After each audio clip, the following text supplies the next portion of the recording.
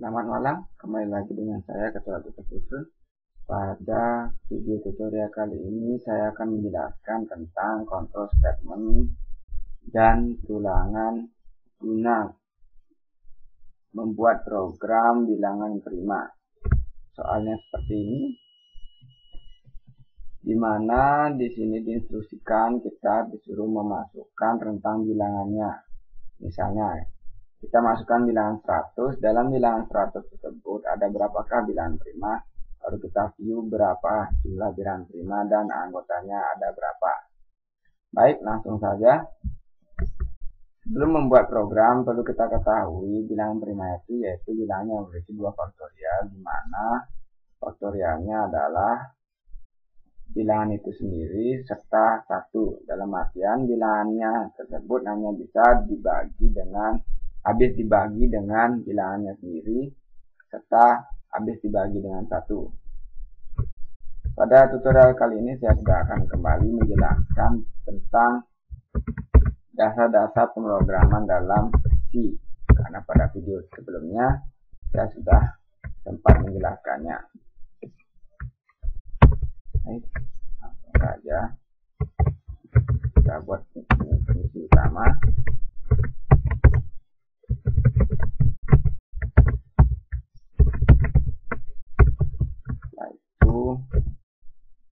Kita ketikkan instruksi untuk menyuruh user memasukkan rentang bilangannya, bilangan prima yang akan dicari.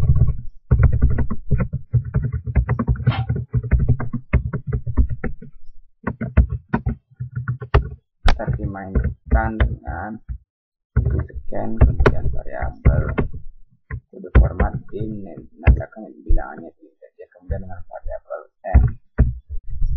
Kita belum deklarasikan n itu apa. Jadi saja. Setelah ini ada modal n. Lalu kita buat tulangan guna mengecek bilangan yang ada pada anggota bilangan yang ada pada bilangan n tersebut. Caranya itu membuatnya dengan tulangan for i sama dengan 1 sampai dengan i lebih kecil sama dengan n, lalu increment plus. Kita deklarasikan dulu i-nya tersebut. Setelah ini baru kita masuk dengan tulangan pertama, kemudian kita membuat tulangan lagi untuk sebagai faktor pembagi bilangan tersebut, karena bilangan prima itu bilangan yang habis dibagi dengan bilangannya sendiri. Caranya membuat variabel baru p sebagai variabel pembagi, kemudian p sama dengan 1, 2,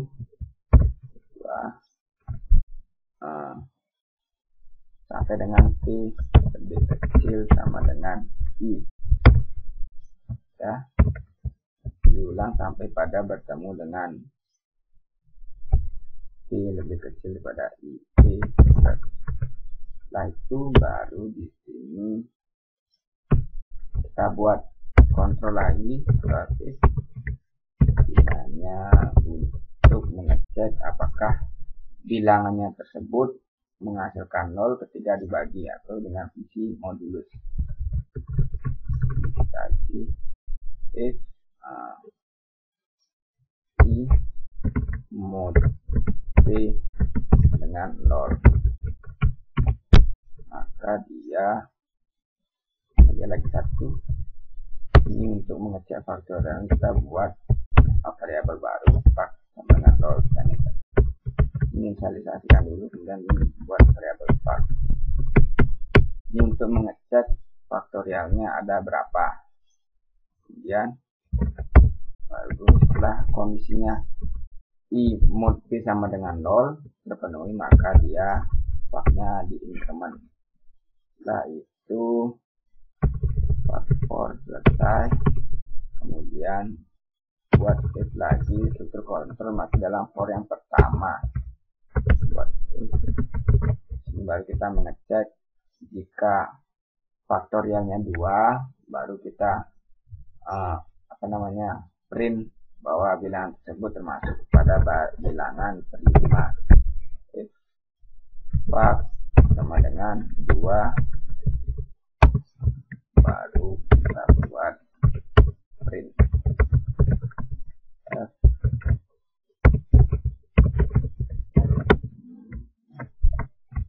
bilangan tersebut. Bilangan D.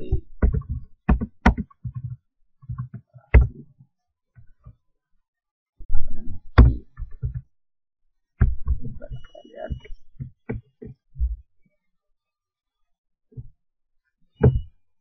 Kita lihat.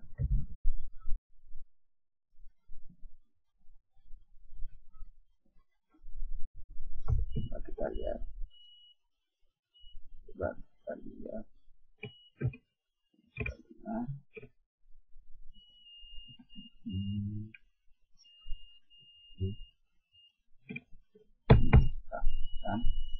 Semoga berhasil. Kita sukses.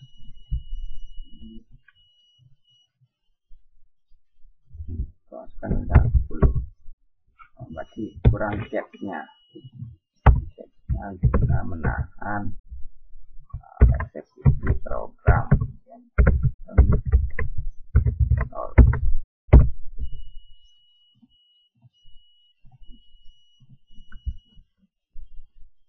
Masukkan bilangan misalnya 10. Nah, cek 10 tersebut ada beberapa bilangan 1 sampai 10. Nah, dicek apa di antara bilangan 1 sampai 10 apakah ada bilangan prima. Nah, inilah bilangan primanya. 2, 3, 5, 7. 2, 3, 5, 7. Lalu saya akan jelaskan langsung dari program di sini. Yang pertama berfungsi untuk membuat ulangan dari 1 sampai dengan 10 atau dengan ke n. Ya. Setelah itu membuat for lagi, ulangan lagi untuk membuat bilangan pembagi. Maksud dari bilangan pembagi ini misalnya bilangan tersebut habis dibagi dengan bilangannya itu sendiri, maka di sini perlu dibuatkan for untuk membuat faktor pembagi. Misalnya bilangan 2 dibagi dengan P. P pertama itu yaitu 1. 2 dibagi di mode 1, maksud saya mode sama dengan 0. Jika benar maka fact 0 ini diinkremen menjadi 1. Masukkan fact 1. Setelah itu masuk lagi sampai bertemu dengan P sama dengan ke I. Kemudian lanjut dengan I sama dengan 1. Masih sama dengan 2. Setelah itu P-nya bertambah 1. Dan 2 di mode dengan 2 sama dengan 0. Fact-nya bertambah lagi 1. Jadi 2. Setelah itu dicek lagi. Nah, kondisinya sudah terpenuhi. P sudah sama dengan 2 atau sudah sama dengan I. Baru kemudian masuk ke if, masih dalam for. Jika faktorialnya tersebut sama dengan 2, ini merupakan salah satu syarat dari bilangan prima, maka dia termasuk ke dalam bilangan prima. Saya lanjutkan lagi misalnya, ini 2, masuk ke I sama dengan 3. I sama dengan 3 berarti P-nya tersebut di looping sampai pada dengan kondisi P sama dengan 3. Lanjut. Di sini I sama dengan 3. I sama dengan 3, kemudian P-nya sama dengan 1, di mana 3 mod 1 sama dengan 0. Benar, berarti diinkremen sekali jadi 1. Baru diulang lagi masuk ke dengan I sama dengan 3, kemudian P-nya diinkremen sekali menjadi 2. Sudah. P sama dengan 2, I sama dengan 3. 3 mod 2 sama dengan 1. Kondisi tidak terpenuhi. Karena masukkan 1. Dia tidak mengalami increment. Kemudian dicek lagi. P sama dengan 3. I sama dengan 3. P sama dengan 3. 3 mod 3 sama dengan 0. Nah, kondisi terpenuhi. Baru kemudian dia mengalami increment. Faknya mengalami increment sekali jadi 2.